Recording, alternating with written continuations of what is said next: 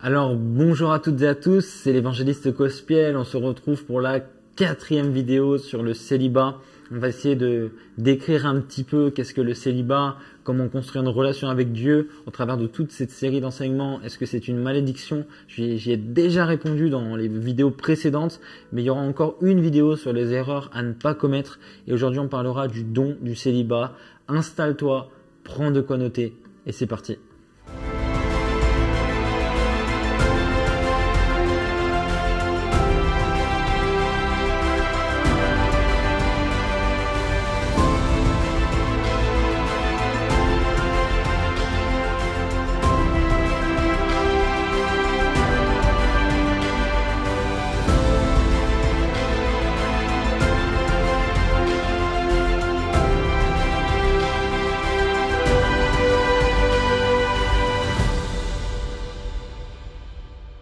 Le thème d'aujourd'hui est le don du célibat. Alors c'est quelque chose que beaucoup craignent. J'ai déjà entendu des personnes me dire « Oui, je ne suis pas encore marié. Est-ce que j'ai le don du célibat ?» Alors déjà, j'ai répondu dans une vidéo avec Delphine et Jean.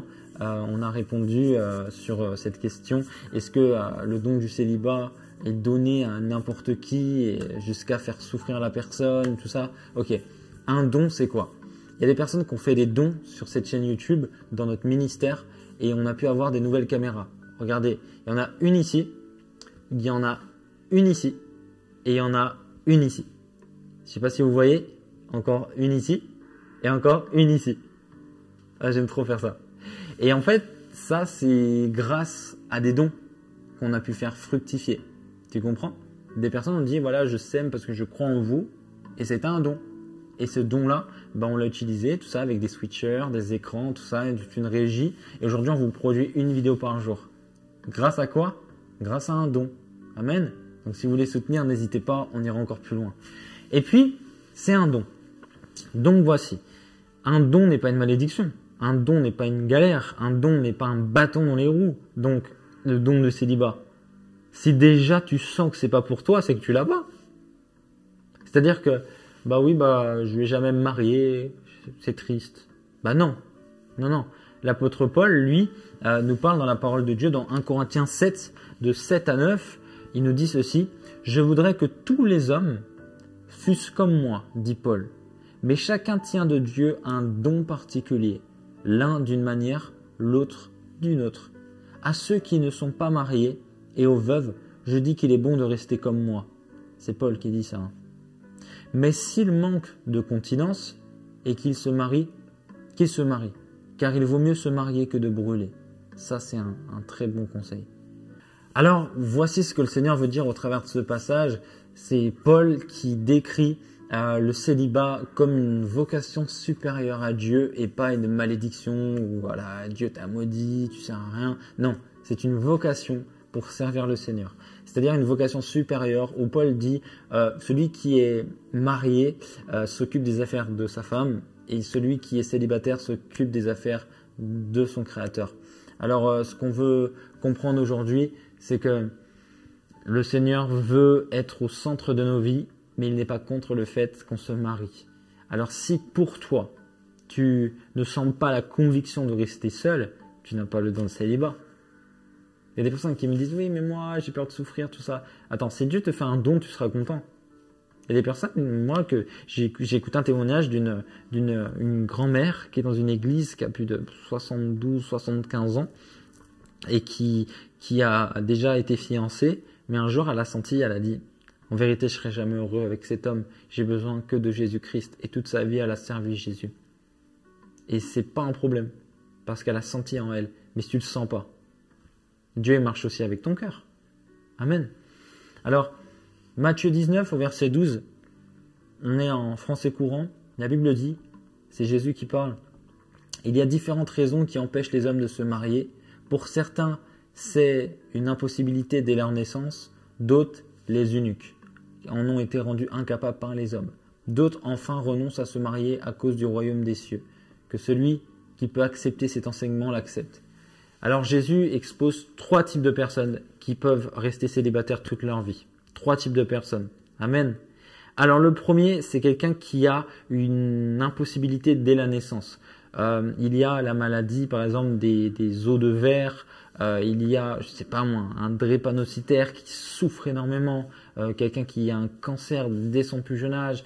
Quelqu'un qui a une maladie dégénérative, une maladie psychologique ou voilà, peu importe le nom de la maladie, mais tu sais qu'elle pourra pas se marier dès sa naissance. Et c'est tellement malheureux. Rien que d'en parler, je sens la compassion du Seigneur. Et Dieu veut libérer quelqu'un. S'il y a quelqu'un qui n'arrive pas à se marier à cause de cela, je prie que le Seigneur te délivre et te guérisse aujourd'hui. Amen. Alors, il faut savoir que tout n'est pas tracé parce que Jésus, là où le monde met un point, Jésus met une virgule. Amen. Et je suis venu annoncer une bonne nouvelle, tu peux te marier. Alors, il y a ça, ceux qui sont indisposés dès leur naissance.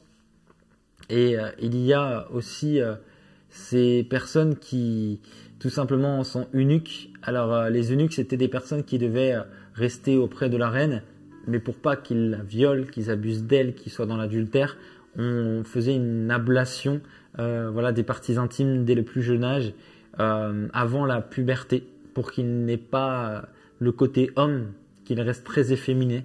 Alors voilà, c'est très triste. Hein. Il y a eu un eunuque éthiopien qui a reçu Jésus dans la parole de Dieu, mais il n'était pas marié. Parce que quelqu'un comme cela, en général, ne peuvent pas, malheureusement, à cause des hommes, nous dit Jésus. Donc c'est ça. Et puis il y a maintenant le troisième type, c'est ceux qui se consacrent au Seigneur.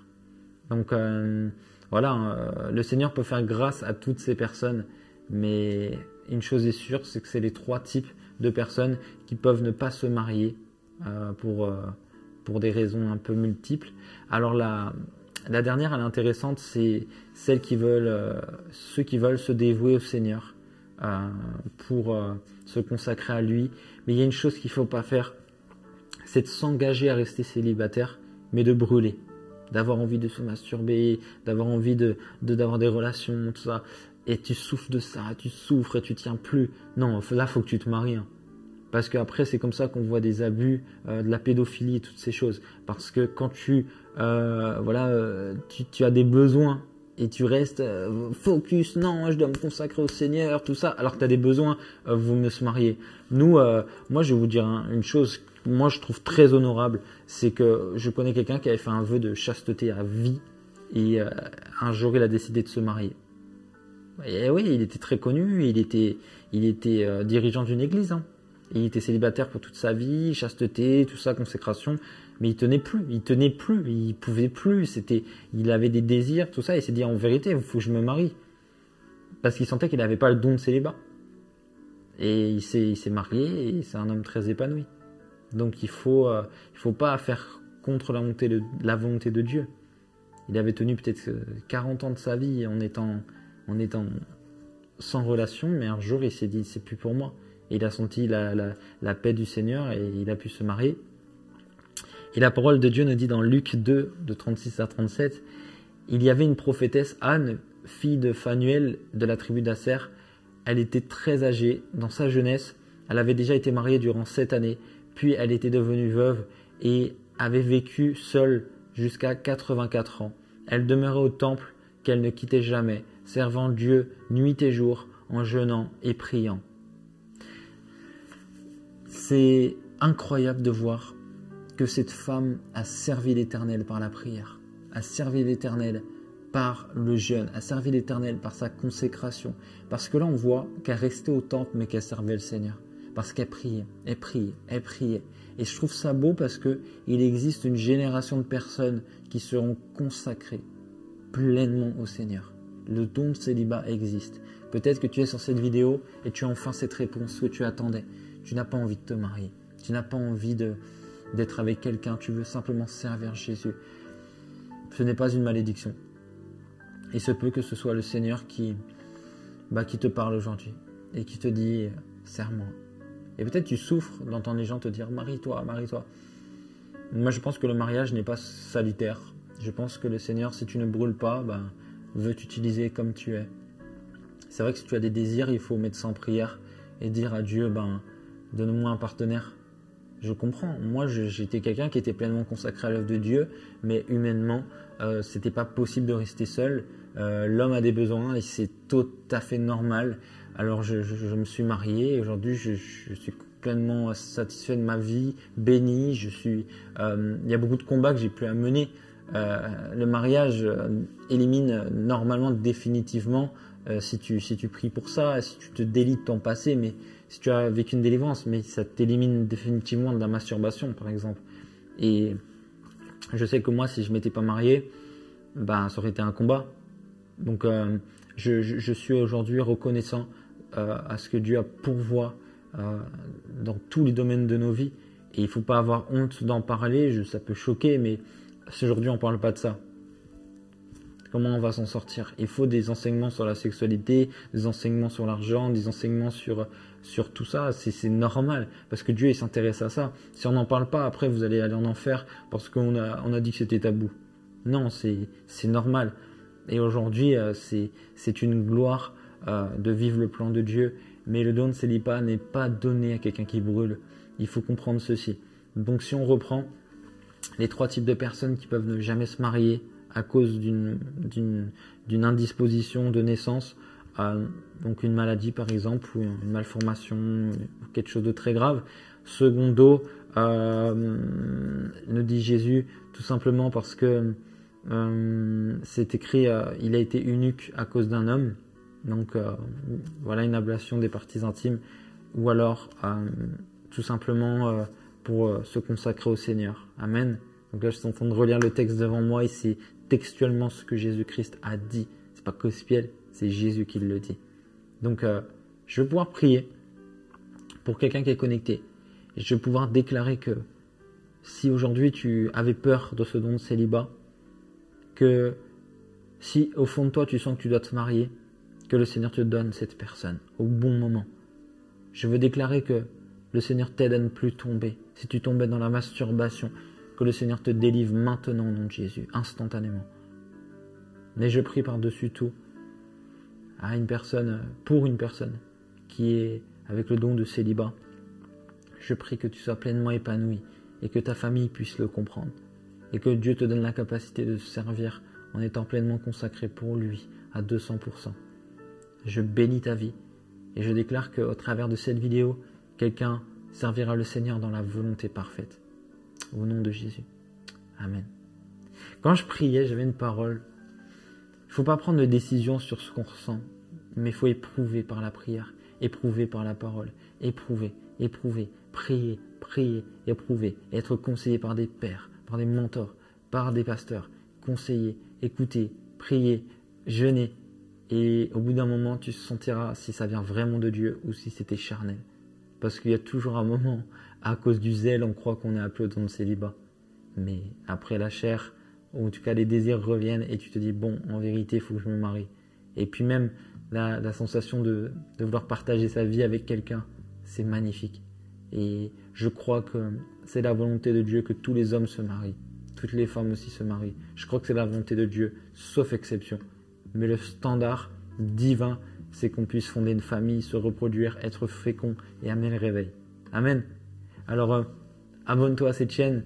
On vous aime tellement fort. On espère que tous ces petits enseignements puissent vous bénir. Et puis, sachez que je suis un jeune qui prêche à des jeunes. Amen. Peu importe ton âge, en tout cas, sache une chose, c'est que si ce que Dieu fait avec moi, il pourra le faire avec toi. Au travers de tous ces enseignements, on va essayer de vous amener dans une maturité pour que vous-même vous sortiez votre chaîne YouTube et que vous prêchiez l'évangile. Amen. Alors à très bientôt. On vous aime. Merci à tous les partenaires qui soutiennent financièrement cette chaîne. C'est grâce à vous. Je vais le dire dans tous les enseignements parce que c'est grâce à vous et on a encore besoin de vous. Amen. Et merci à tous. À très bientôt.